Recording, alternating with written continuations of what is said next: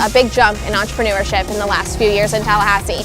I think that we've seen our recent grads really take hold of the innovative ideas that they have. We've seen local business owners really thrive here, and I think that that's the trend that's going forward, is small local business. Organizations like Working Class Wednesday, NEBA, the things that are small business people in this town getting together and trying to help each other, that is what will make Tallahassee grow. That's what will create real jobs that pay real money.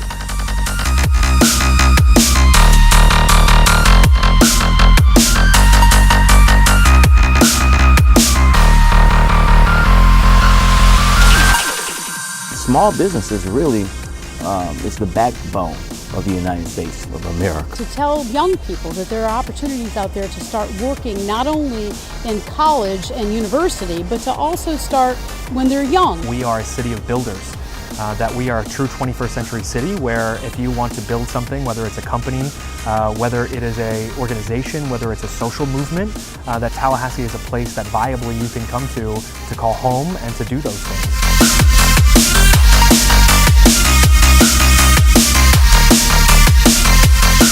This is Terrence L. Barber on behalf of Working Class Wednesday. I'd like to thank you all for coming out to our special edition, Business and Politics, here at Privé Lounge. I'd like to thank Bethel Film Productions for this awesome video. Thank all of our candidates, thank all of our business leaders, thank the public for coming out and supporting us. Since December of 2016, Working Class Wednesday has worked diligently to bridge the gap between the local community and local business, and now local politics. I'd like to thank you all for coming out. My name is Terrence L. Barber on behalf of Terrence L. Barber LLC and Power Productions, my event coordinator. I'd like to thank you all for your continued support.